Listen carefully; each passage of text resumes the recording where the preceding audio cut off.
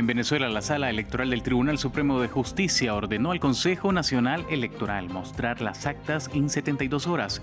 Más temprano, el CNE ratificó la victoria de Maduro, quien acusó a la oposición de fomentar la violencia y a Estados Unidos de promover un supuesto golpe de Estado en su contra.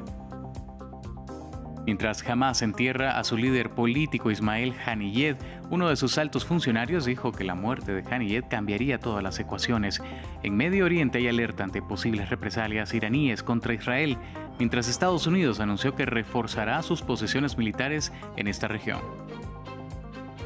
La vicepresidenta Kamala Harris logró los votos necesarios de los delegados demócratas para asegurar la nominación del partido para competir por la presidencia.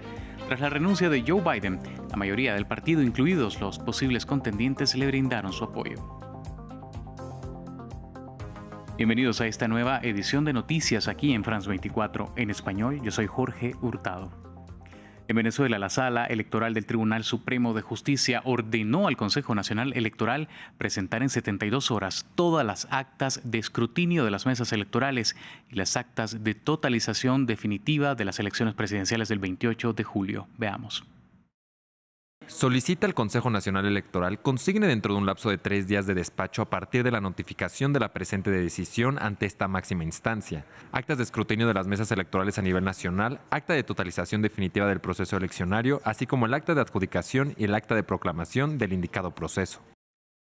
Y la oposición, Nicolás Maduro acusó nuevamente a la oposición de fomentar la violencia y a Estados Unidos de promover un supuesto golpe de Estado en su contra. También criticó a algunos gobiernos latinoamericanos y medios de comunicación que hablan de fraude en las elecciones del pasado 28 de julio y declaró indignante que el secretario de Estado de Estados Unidos, que reconoció el triunfo del opositor Edmundo González, intervenga en asuntos internos de Venezuela. La oposición de ese país se adjudica la victoria en las elecciones según sus propios resultados y acusa de fraude al gobierno. Maduro dice que confía en el Tribunal Supremo de Justicia para dirimir las controversias electorales. Escuchemos parte de lo que dijo. Es un golpe de Estado dirigido por los Estados Unidos de Norteamérica y la internacional fascista, la derecha fascista, con Elon Musk, Milei y toda esa pelambre de extremistas del fascismo y del capitalismo salvaje del mundo. Pretenden montarle a Venezuela una versión depauperada de Guaidó. Una película en su segunda parte.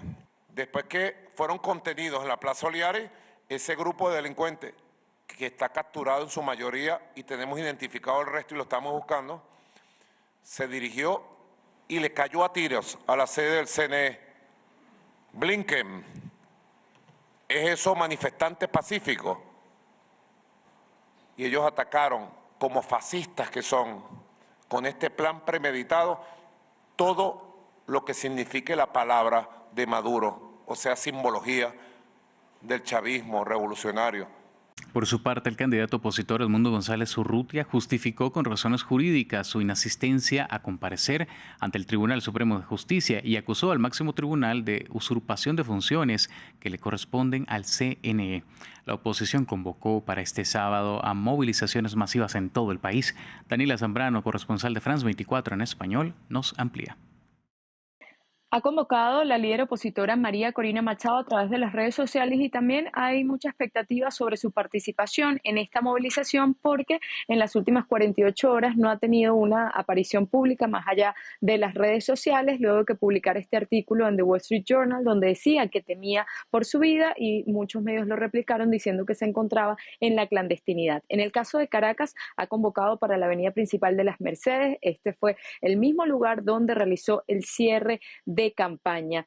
En el caso del interior del país, ha dicho que salgan en todas las ciudades a la misma hora, 10 de la mañana, hora local. También habrá movilización del oficialismo. El presidente Nicolás Maduro, desde el Balcón del Pueblo, había convocado ya desde el día de ayer a los ciudadanos al Palacio de Miraflores a respaldar los resultados que dio el Consejo Nacional Electoral, que por cierto más temprano ratificó el triunfo de Maduro, presentó un segundo boletín que le daba por ganador con más de 6 millones de votos, pero todavía no ha publicado las actas detalladas mesa por mesa en la página oficial. En Estados Unidos, el Pentágono anunció que enviará personal, aviones de combate y buques de guerra a Medio Oriente ante la posibilidad de que en las próximas horas Irán y sus aliados lancen ataques contra Israel en respuesta al asesinato de dirigentes de los grupos armados Hamas y Hezbollah. Estados Unidos asegura que busca reforzar su presencia en la región y brindar protección a Israel mientras las tensiones se incrementan en varios frentes como en Turquía y Yemen. Jesús Yahure nos amplía. Máxima alerta en Medio Oriente.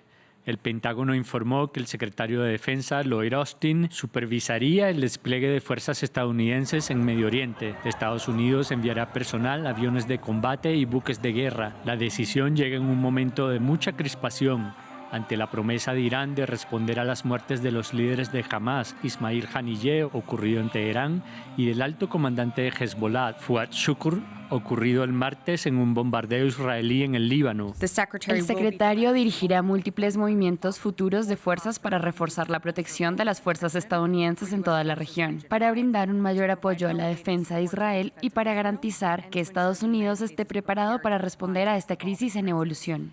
Este viernes en Qatar se celebraron los actos fúnebres de Haniyeh. Su muerte es asumida por Irán y otros líderes de la región como una provocación de Israel que amenaza con lanzar a toda la región a una guerra abierta. Por otro lado, Turquía bloqueó este viernes la red social Instagram, a la que acusó de censurar mensajes de condolencia por el líder del grupo islamista, mientras que Israel llamó a consultas a su embajador en Tel Aviv, después de que la sede diplomática izara la bandera del país a media asta durante los funerales de Haniyeh.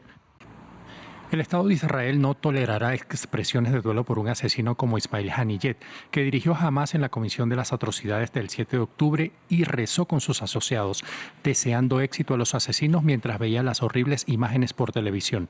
Miles de personas se congregaron también en Sanaa, la capital de Yemen, para condenar la operación que mató a Haniyeh. La milicia Houthi, que ha dirigido ataques directos contra Israel en las últimas semanas, también prometió respuestas. Y en noticias de la guerra en Ucrania, decenas de evacuados están saliendo de la localidad de Pokrovsk, en Donetsk, como respuesta a los recientes avances rusos. La línea del frente, que se encuentra ahora a menos de 5 kilómetros del pueblo, llevó a las autoridades ucranianas a ordenar la evacuación de los civiles de la zona. Diego Bassani nos cuenta más.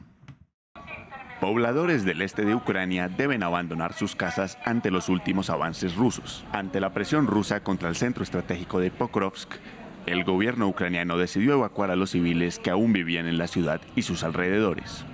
Miembros de la ONG East SOS informan que el número de solicitudes de evacuación en la zona se han multiplicado por 10 en las últimas 2 semanas. Este viernes, varios autobuses evacuaron el pueblo de Novohorodivka, que antes de la guerra contaba con un estimado de 14.000 habitantes. Se intensificaron las acciones de combate de las fuerzas de ocupación rusas. Están avanzando hacia Pokrovsk y sus inmediaciones, que están bajo amenaza de bombardeos y ocupación. La gente está abandonando esas zonas. La línea del frente ya se encuentra a menos de 5 kilómetros de la localidad. Es así como en Pokrovsk y sus municipios cercanos ha habido al menos 52 asaltos rusos en los últimos 5 días. Pokrovsk es un bastión fundamental para las fuerzas ucranianas, pues funciona como centro de suministros hacia otras localidades del este de Ucrania que también están siendo asediadas. Hay combate cerca, ¿los escuchas? Hay ataques diarios, destruyen casas y bombardean a la gente. Las personas no sobrevivirán aquí solos. Los evacuados están siendo trasladados principalmente a la ciudad meridional de Mykolaiv. Mientras tanto, la semana pasada el Ministerio ruso anunció que había tomado 2 localidades en la región del Donetsk, a menos de 30 kilómetros de Pokrovsk. El Partido Demócrata tiene los votos necesarios para que Kamala Harris sea la candidata para competir contra Donald Trump en las elecciones del 5 de noviembre. Aunque la votación de los delegados continúa y finaliza el lunes, ya superó el umbral de los 1.900 votos necesarios para aspirar a la presidencia. Martín Gripo nos cuenta. Kamala Harris es la candidata a la presidencia de Estados Unidos por el Partido Demócrata. La actual vicepresidenta estadounidense superó el límite de los 1.976 delegados que eran necesarios para confirmar su candidatura. De esta manera, se enfrentará a Donald Trump en los comicios del 5 de noviembre.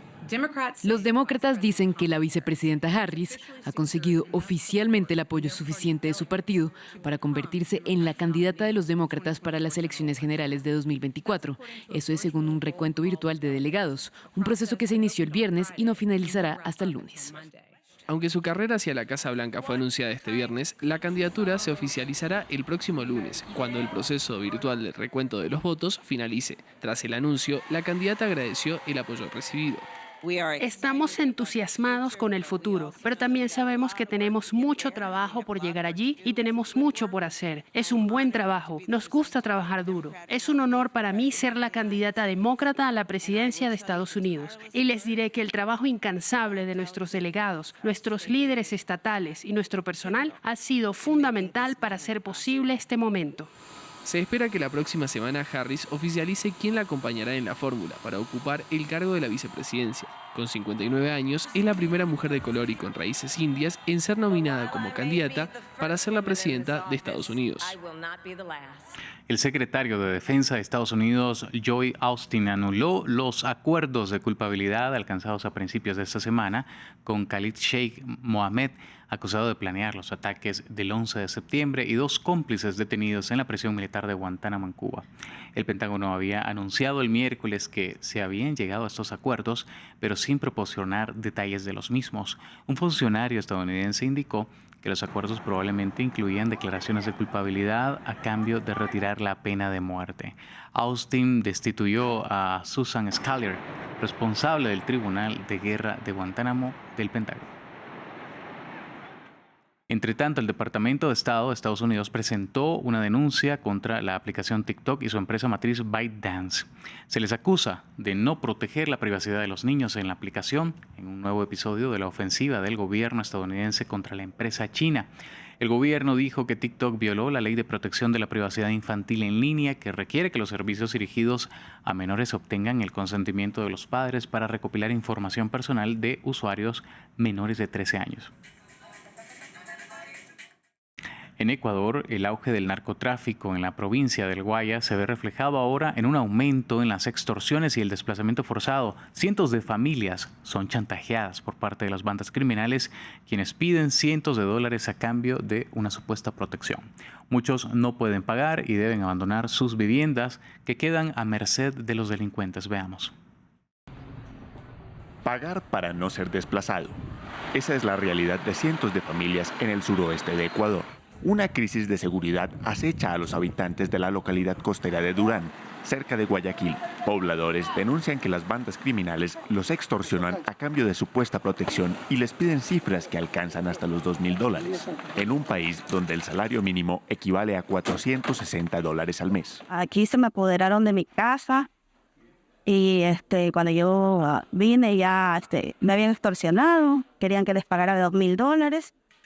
Pero yo dije que no, solo les hice un depósito de $300, no sé si era él o era otra persona que le ha prestado una cuenta y de ella no quise pagar más.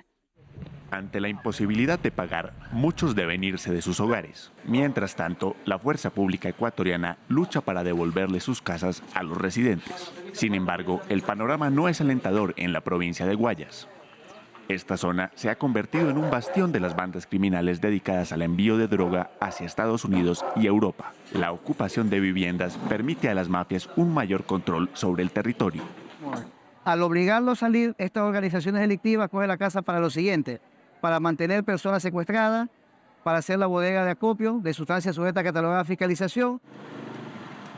Las denominadas vacunas o cobros por seguridad también han llegado a defensores de derechos humanos e incluso afectan a algunas escuelas. Ante la situación, el gobierno del presidente Daniel Noboa, que registra bajas cifras de aprobación, ha desplegado unos 1.100 policías y militares en la zona. Llegamos al final de esta edición. Antes les tengo una invitación especial y es a visitar nuestro sitio web www.france24.com. Ahí tenemos un minuto a minuto de lo que está pasando tras las elecciones en Venezuela y también las tensiones en Medio Oriente. Eso más mucho contexto y actualidad global. Nos vemos en la próxima.